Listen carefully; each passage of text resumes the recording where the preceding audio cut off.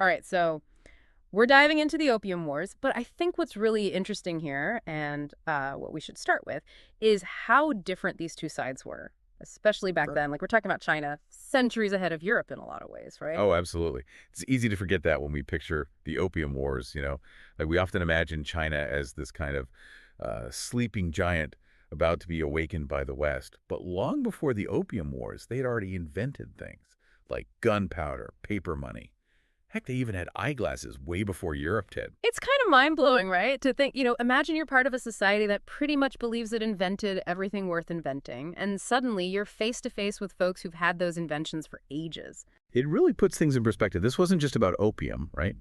This was about trying to force a global economic system, like a worldview, on a civilization that literally thought itself as the center of everything. Their emperor was the center of the universe as far as they were concerned. Okay, so let's dig into that a bit, this idea of China as the center of the universe, because it's crucial to understanding everything that unfolds.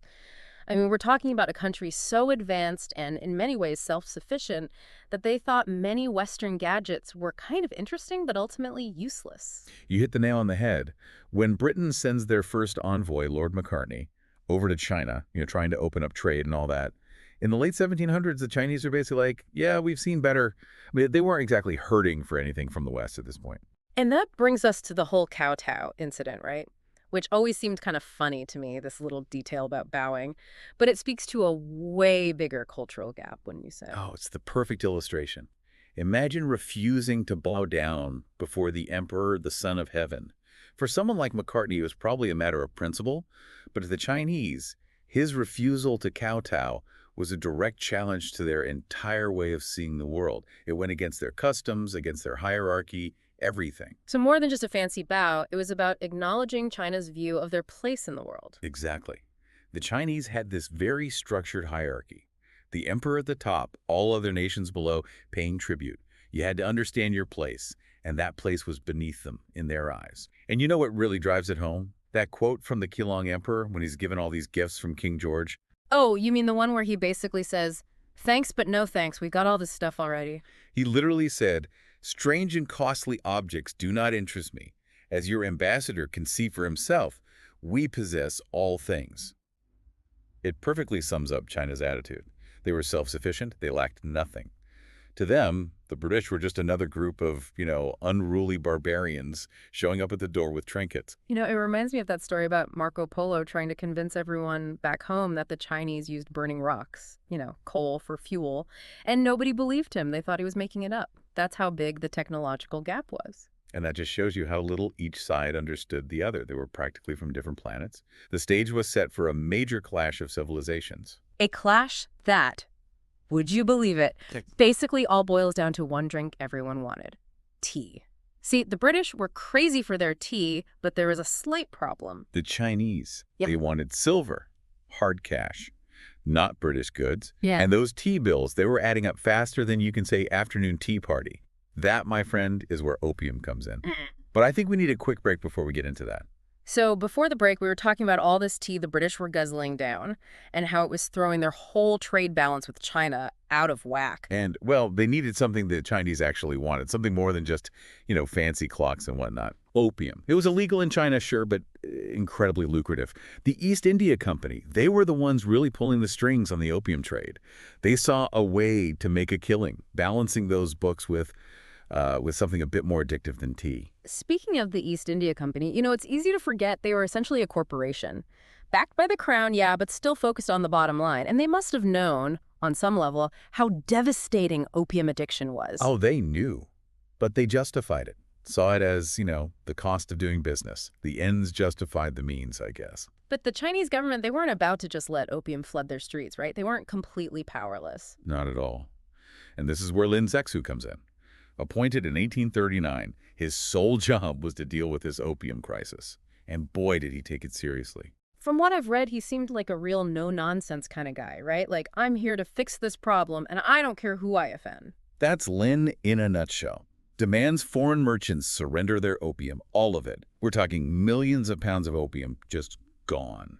And to make sure they complied, he blockaded trading ports. No more tea for you. Now, that's a power move. What was the reaction from the British, being told you can't sell your drugs here anymore, basically? Predictably, outrage. Yeah. They claimed it was a violation of their rights, of free trade, which, was becoming a big deal to them at the time. This idea that trade should be, well, free, even if it's trade in something as destructive as opium. I can't imagine they were too happy about having their supply cut off either. Didn't Lin also launch this whole campaign, putting up posters, shaming anyone involved in the opium trade? Oh yeah, he went all in. Lin was not messing around. He was determined to stop this cycle of addiction, to regain control. And that really gets to the heart of the first Opium War. It wasn't just about opium. It was about, well, whose rules applied, who got to decide how global trade worked. And this is where things escalate, right? Full-blown conflict. I gotta imagine the British with their fancy ships and cannons, they probably figured this would be a quick little spat, right? You'd think, wouldn't you? But the first Opium War was a real wake-up call for the British. I mean, yeah, they had steam-powered warships, modern artillery. The Chinese were working with, let's just say, outdated weaponry. But the Chinese, they fought back hard with a tenacity that, well, that surprised the Brits. It wasn't the cakewalk they were expecting. So in the end, what happened? The Treaty of Nanking, that's what ended the first Opium War, right? Though I get the sense it wasn't exactly a happy ending for China. You'd be right. The Treaty of Nanking, signed in 1842, forced the Chinese to cede Hong Kong to the British. Talk about a symbolic blow, not to mention strategically important. Oh, and they had to open even more ports to foreign trade, the very thing that started this whole mess. Adding insult to injury, did the treaty even address the opium problem? That's the crazy part. It didn't even mention it. The British got their economic interests secured, but the root cause, the human cost, totally ignored. The stage was set for continued exploitation. It's like they learned nothing. And of course, this isn't even the end, is it? Because there's a whole second Opium War, and this time it's about a ship called the Arrow. Fill us in. What was the Arrow, and why was it so important? The Arrow, it was a lorcha. Basically, a type of ship, pretty common in Asia, that combined Western hull designs with Chinese rigging. And this particular lorcha, it was registered in Hong Kong, which, if you recall, was now under British control. So technically under British jurisdiction because of the treaty. Exactly. So Chinese officials, they board the Arrow, arrest several crew members, suspected piracy, they claimed. Now, were those accusations true? Who knows? But the British, they saw an opening. An excuse to throw their weight around. Bingo. They claimed it was a violation of their sovereignty because the Arrow, even though owned and crewed by Chinese guys, was flying the British flag. And boom, just like that, you've got yourself the Second Opium War kicking off in 1856. Convenient how that all worked out, don't you think? Like they were just itching for a fight. Well, get this. The Arrow. Turns out its registration had actually expired. The British knew this, but they used it anyway, twisted it to fit their agenda, their real goal. More concessions from a weakened China. So the Second Opium War was, what, a land grab dressed up as a diplomatic incident? What were they after this time? Everything. They wanted to make the opium trade totally legal, open up all of China to foreign trade, and get this, they wanted access to the interior. Even the right for British diplomats to, hang out in Peking, the capital. It's wild how something that seems, small, insignificant, like a random ship, a few sailors, an expired registration, how it can spiral into a whole war. And the consequences for China. We'll get into those when we get back. So we left off with the British basically using this little kerfuffle with the Arrow to launch a whole other war. And honestly, it's hard not to see it as anything other than, well, them wanting more from China. It's kind of mind-boggling, isn't it? Looking back, this idea that you could just use force to, open up markets. But back then, it was just, well, how things were done. Sadly for China, this second war, it really left a mark. Yeah, devastating, really. In what sense, though? Was the Second Opium War that different from the first? That was worse. This time, the British, they had the French with them. And they didn't just beat the Chinese army, they really routed them, humiliated them, even captured Peking in 1860. Peking, wow. Talk about a symbolic blow that had to be demoralizing, having the heart of your empire, your capital, captured like that. Oh, it was a huge psychological blow. I mean, this is a civilization that considered itself, the peak of culture, of refinement for centuries. And then to be overrun by foreigners they saw as barbarians. And let's be real, the British and French, they weren't exactly known for their gentle touch when it came to, dealing with people they'd conquered. Wasn't there something about looting during the occupation of Peking? Oh, yeah. Tons of treasures looted, vandalized. But honestly, that's not even the worst of it. It gets worse. See, during the fighting, a bunch of British and French diplomats, they were captured, along with some Indian soldiers under, British command. And, well, what happened to them? It was bad. How bad?